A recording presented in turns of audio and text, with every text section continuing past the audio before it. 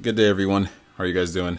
Welcome to Future Trend today, and thanks so much for tuning in once more. It's looking like I'm actually going to be, at least I'm somewhat consistent with my trends of posting videos. Seems to be Mondays right now, but in my opinion, that works well because Monday's my favorite day of the week anyway. So I'm just going to jump right into it. Today's topic is data security. Why data security, you may ask? Well, I don't know. Pretty much every other YouTuber right now is doing what they should in informing the community, as in the digital asset community, the cryptocurrency community, specifically the XRP community.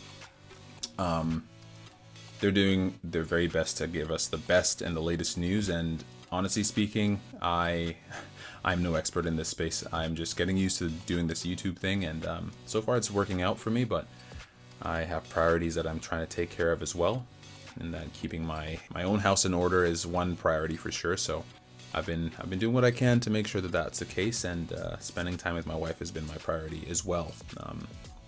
Likely number one in that realm. But regardless of the fact, I find myself here right now. I found myself last night debating what topics to actually touch on this week, and you can always rely on Twitter to help you with that. So one of the articles that I came across was a data breach, which I'll be delving into. And I actually happened to retweet it as well. And that was right over here. So this here states that the CRA shuts down online service after accounts breached. So the CRA had an accounts breach. I'm assuming over the weekend. I'm not exactly certain of the details, but delving into it a little further, there's this lovely video here from some correspondents over at CBC, and they touched on it. I'll play it off in a moment here, but it only makes sense because, from my perspective as a private citizen, it's been no secret that CRA has been the target of bad actors for a while. You'll either get phone calls asking you to press 1 to submit your information for your tax return or your tax filing. And for many of the individuals that have followed such prompts have always gotten their information compromised. And that was something that I've always known. I think it's kind of like one of those unspoken rules: never actually follow any of the prompts. And if you don't know the number that's calling, you don't answer it. I'm pretty sure whoever is calling would leave a message if it was important and real. So reading this article in particular, it was interesting to see, being that we're in our current space and time where we have a digital shift. We're already in a digital age as it stands, but there's a lot of action within the digital space. And being that CRA, which is a Canada Revenue Agency, by the way, they're again, I think it kind of goes without saying, they go hand in hand with everything to do with taxes within the at least the Canadian jurisdiction.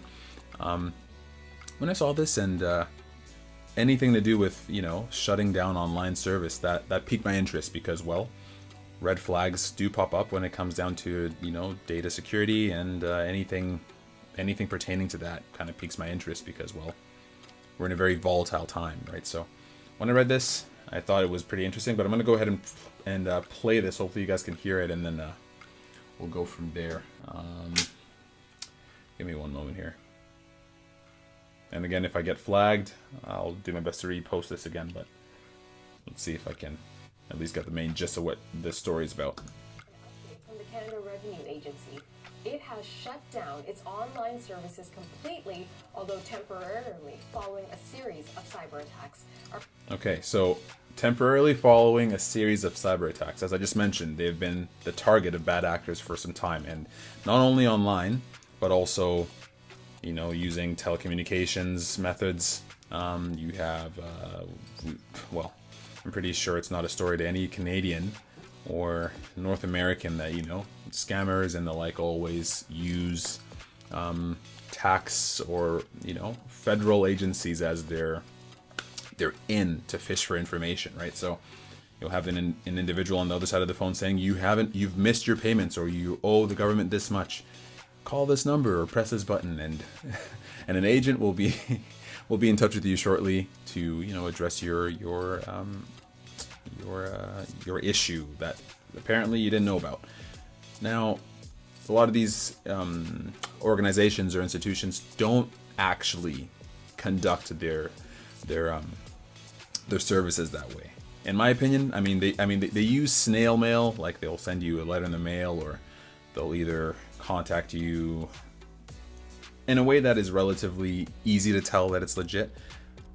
I feel the methods in which they're using currently are a little outdated for our time, but then again, it's all about due diligence, and I believe, well, some methods are more tried and true than others, and that's what typically government tends to work with anyway. So yeah, she's mentioning that they've been, the target of a series of hits. Let's go on and see what else she says here. Our Laura McQuillan is tracking that story for us. So Laura, what are we hearing? Well, these online services will be offline until further notice, according to the CRA, not giving any indication on whether that means days, weeks, a matter of hours. So we'll keep watch on that. But if you did... Okay, so she's mentioning that hasn't been actually specified by the CRA, which I guess makes sense because they're running an investigation on what is actually happening. Yeah, my opinion is, well, that makes sense, but it only rings bells again in my head, or raises red flags about how, certain services will be running, will be shut down. Obviously, there are various YouTubers that are out here discussing the likelihood of blackouts, network blackouts, social media blackouts, internet blackouts of all sorts. Unless you're in like a relatively new or developing country, blackouts or power outages or anything of the sort are relatively frequent for citizens of those parts of the world. But to experience that, or such instances within a quote unquote developed country, it's interesting. Again, another term that has been going around a lot this past week was I guess these are the signs of the times we're in. We're essentially just experiencing a lot of shifts, and there's a lot of desperation as well within the air.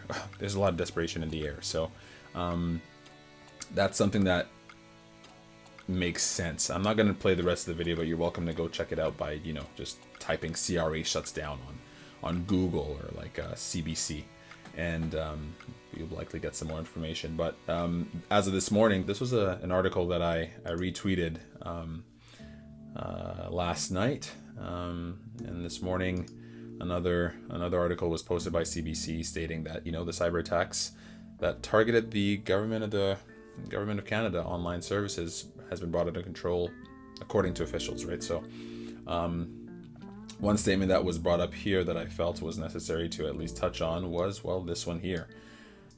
Federal officials say a series of cyber attacks that compromised the personal information of thousands of Canadians and allowed hackers to fraudulently access government services has been brought under control. And what government services are they talking about here? I believe one of them that was stated in the previous video here was apparently the hackers used the information to access CERB. CERB, that's pretty much the relief money for COVID. It's like COVID relief money that citizens of Canada apply for in case they lost their job, or they're in financial hardship as a result of COVID. And apparently these hackers use that information to redirect funds to their own accounts. Mind you, apparently this has also been an occurrence since June or July, fairly recently. But it's quite telling in that well, obviously, again, desperation leads to a lot of I'd like to say crisis of morals when it comes to individuals these days. But anything to get a buck, I guess, because these guys use that to make money, siphoning pretty much innocent people's opportunities to sustain a living within this really tough time. And it's rather unfortunate, but this is one thing to keep in mind. You have to do your due diligence. You have to take care of your online activity the best way you can. Make sure you're keeping you're not repeating your passwords across platforms, websites, or apps, because I don't know. I mean, obviously, if the CRA is not able to stop or prevent such instances, it's also going to be difficult if we're not paying attention or doing our best to prevent these things from happening to us. So I'm at least glad to hear that this is something that's under control by the CRA now, according to the I believe it's, what did they mention here? The acting Chief Information Officer for the Treasury Board of Canada Secretariat, Mark Brouillard, I believe his name is. I hope I'm saying that correctly. But yeah, that's one thing that I felt I'd touch on today because, well, on the topic of data security, the risks are if you leave your devices unattended, if you repeat passwords across platforms like your banking, your Netflix account, and heck, you also have that shared with your email. Like, you have to make sure that you're separating these things, and those little measures will actually set you up for success as opposed to the opposite. And then again, nothing is also foolproof, so you just have to essentially take everything I'm saying with a grain of salt, because one, I don't know your situation, and mine is different from yours, and it's pretty much relative across the board. So yeah, I just thought that was very interesting to touch on today, because, well, when it comes down to the particular space that I'm interested in from a more specific standpoint, when it comes to finances, the digital asset space is a very risky space. We already know that Bitcoin has been associated or been linked to compromised activity, like hacks, actually not Bitcoin in particular for hacks, but hackers use that particular currency to either launder money, to dupe people. There's a lot of negative rhetoric around this whole space. So data security is important. I was just looking into that with we were looking to that over here in our household, and just look at the best options on our end as to what we can actually control. And I mean, it just takes a Google search of, let me actually back this up here, just a typical Google search of the best VPN options for 2020, or just looking at reviews. If you have someone who's already actively using this kind of technology or a service, then you can at least get their take on what they use, and hopefully that actually would suffice in your choice making process. But yeah, I have a lot of research to do when it comes to these kinds of service providers, rather, and yeah, that's just something that I'm looking into. When it comes down to, this is for typical at-home browsing and working or whatever the case may be, but when it comes down to money, I think it's important to keep your assets offline. Obviously, banks are insured until insure your money up to like 100,000 Canadian dollars, in my opinion, at least to my knowledge, or US dollars. I think for UK it's about 75, if not 70. But if you're looking at that as a concern of yours, and you're in the crypto space, I think hardware wallets are the way to go. And mind you, that's not the only one. I mean, I think there's another one by the name of Trezor. Let's check this out here. Trezor wallets. I actually haven't taken a look at what they currently have, but these are all measures that you can take to keep or protect your hard-earned crypto money and cryptocurrencies. And why not? Because again, an ounce of prevention is better than a pound of cure, because, well, these days you never know. You never know. So people, that's all I'm going to leave you with when it comes to data security. I may be able to go in depth. What do you guys think? Do you guys have any alternatives or suggested paths of risk mitigation or risk prevention, I guess, on your end, like, that you engage in, that you'd like to share?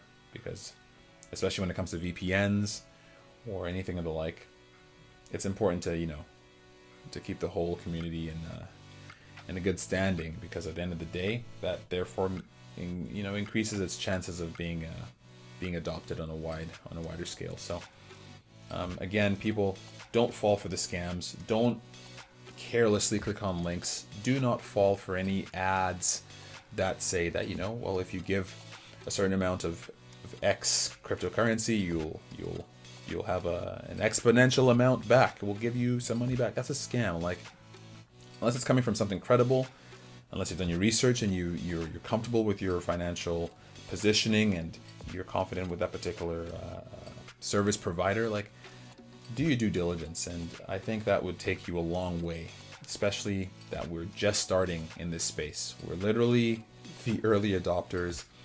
Those of us that are holding, those of us that are actively trading, investing, anything of the like. For those that have been compromised, I hope it wasn't too terrible of a situation. And it is definitely, what do they say here? Under control. The good folks at CRA and our nation's, or should I say the Canadian federal arm, have at least taken into account who the actual bad actors are and have acted accordingly. So yeah, that's it for me today. But as always, I'm going to end it on one note. You know the note. We're going to check out what the market's like today. It's been really active today, being the 17th of August. This morning I woke up at a very, very interesting $12,000 mark for BTC. And, you know, my precious baby here. I'm really, really excited to see what this one does here, XRP. But Ethereum's been, you know, performing rather well over the weekend and seems to be holding on to that green this morning as well. So I'm going to do a refresh and see what it's looking like now. And yeah, well, you know, it's dropped down a little bit, but we're over that 12,000 mark. And as per some of the YouTubers that I'm following, as per my own analysis this morning, it's looking like we've passed a few bits of resistance, and we're essentially climbing onto hopefully higher than before highs and higher than before lows as well. So it's a very volatile market. It's obviously highly, I'd like to say, I'm assuming it's highly manipulated regardless, because you have a lot of individuals that are able to move the market within a moment's notice, and you have to pay attention. But right now we're looking at almost 400 billion in the market cap of the crypto space. So it's really exciting times. As always, I'm going to have my links in my description. Don't forget, make sure that you're securing your hard-earned crypto assets in an offline wallet, a cold wallet, not anything on an actual exchange. That way you're at least having your layers of security in place, and I think these are pretty handy for that. I have a couple myself, and I think it's necessary to check it out and see. Just, you don't have to buy it, but at the end of the day, the link's in the bio, and it does support the channel as well. So go ahead and make your purchase. Or right now they have a sale that's going up for like up to 21% off. So anyway, you guys should give it a check and see. Outside of that, what else I want to touch on today? No, that's it for now. I'm going to give it another refresh. And yeah, as always, if you guys have any comments, please share them below. Like this video, subscribe, and don't forget to hit the notification bell. And yeah, thanks once more, guys. Have a great week, and I'll try my best to post another video either today or tomorrow, or at least sometime this week. All right, thanks, and have a good one.